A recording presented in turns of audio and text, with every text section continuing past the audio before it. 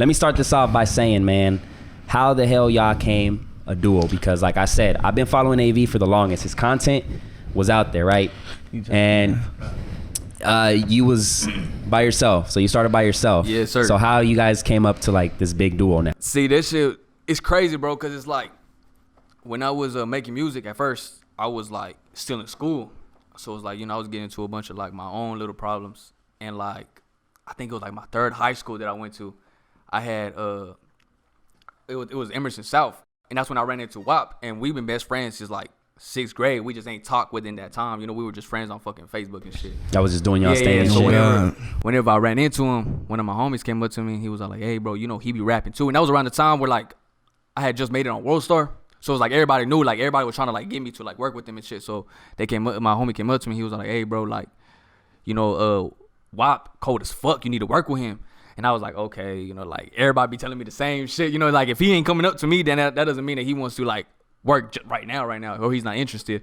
So it was like whenever so you were basically waiting for this fool to hit you up? Yeah, so that you know, so it was like, because in your mind, you're like, if he's not hitting me up, that means he doesn't want to work. The whole time, like, it's not even like I didn't want to tap in.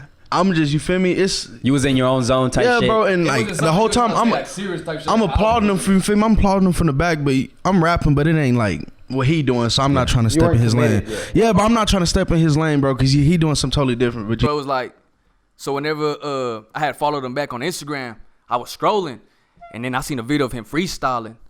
And I was like, oh my God, what the fuck? Like he sounded like Amigo, bro. And I was like, that's some shit that I've been waiting to like find someone to work with that sounds like that. Cause I knew what I could do.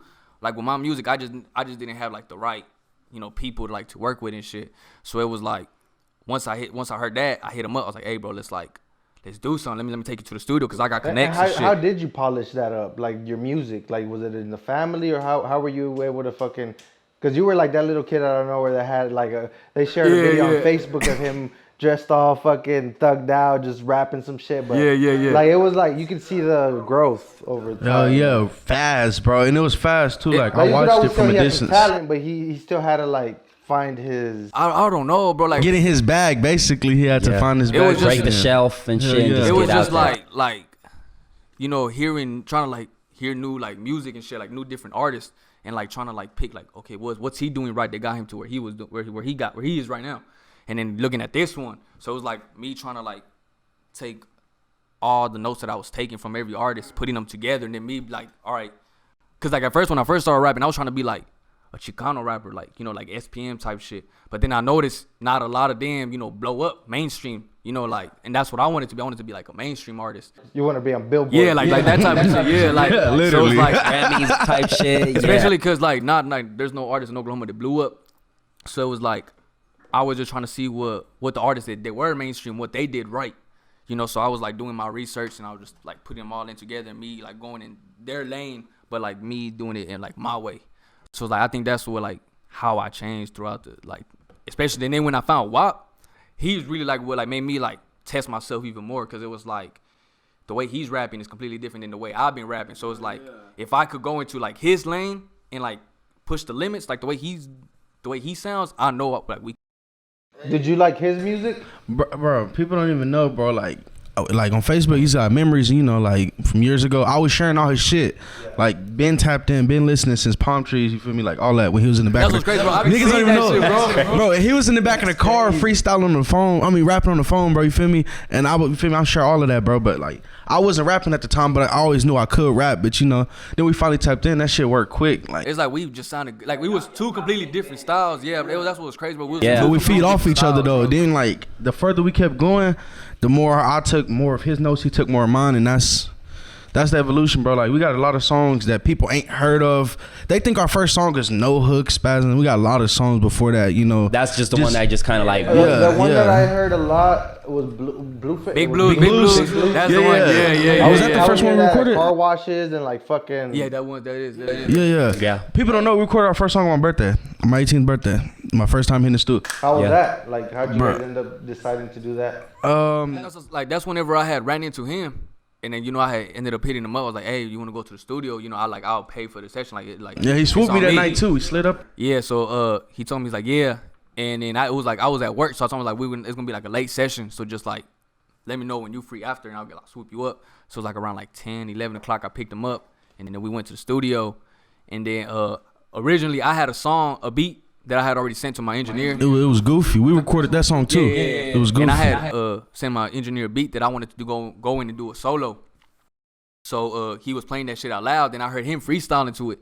And that's when I was like, you know what, fuck that. Yeah, I was like, you know what, fuck that. Get on it, bro. Like I want you like whatever you just did, do it. He was like, nah, bro, that was a freestyle. Like, but I was like, let me write some. I was like, let me write some. He was like, nah, do that same shit. It didn't sound like a freestyle, bro. That's when I was just like, oh, he got something. It sounded like something that you bro. So then he was like, I got like 30 songs in my head, like 30 verses in my head, bro. So I'll whatever I got memorized, I'll put it instead.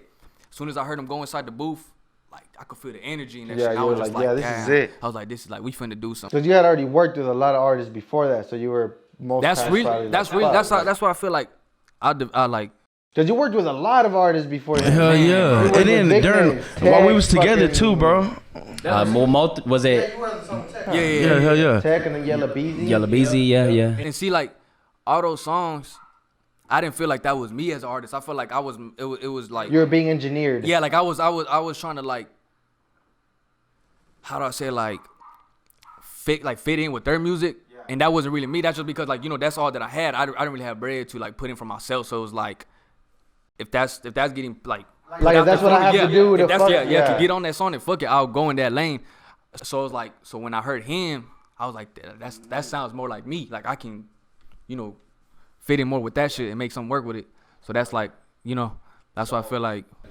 Like, what's like y'all's relationship type shit? Like, how strong is it? Like, you know what I'm saying? Because like, you got to be in this shit like hella committed. You know people don't know we lived together for a year. Like, two of us, one house. That's it. Bump heads, bro. Not one time. Had, like any that's because like when you bump heads, that's come from like not being able to check each other, bro. We speaking on that. We just did an interview a couple days ago. We speaking on that, but like. A lot of people don't know how to check each other when you working with people.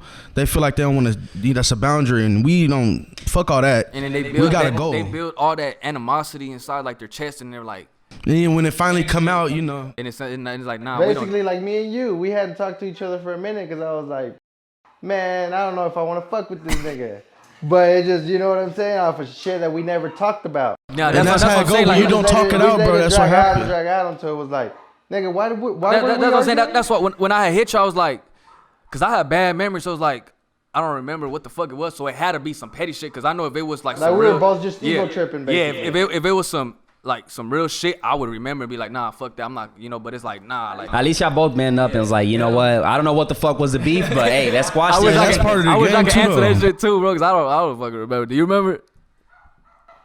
I probably do, but fuck it, it's in the past. That's where me and you session. Hey man. Yeah, hell yeah, man. At least y'all got that shit out of the way. But it's tight, man. It's tight. I think especially y'all being a duo and shit, y'all got to make sure y'all fucking in it together, like y'all on the same page and shit. Bro, that's how I've learned, because I've worked with a lot of people over time. Like I've worked with fucking him, Youngin, Costa, almost everybody, bro. Yeah, so you was my second video. That's what's crazy, bro. I've learned how to deal with people. So with him that we're doing the podcast now, like we have to do that shit too, bro. When we're fucking up, like you gotta let him know, like, bro, nigga, you fucking got drunk yesterday, so you didn't wake, or exactly, yeah. Like, bro, we both check each other. If you don't do that, then you can't move forward. Like, see, you even heard it when he came in. You said you offer me a drink. I was thinking he's nah, don't drink yet. Don't he knows. Yeah, bro, that's part of it. Like they're like,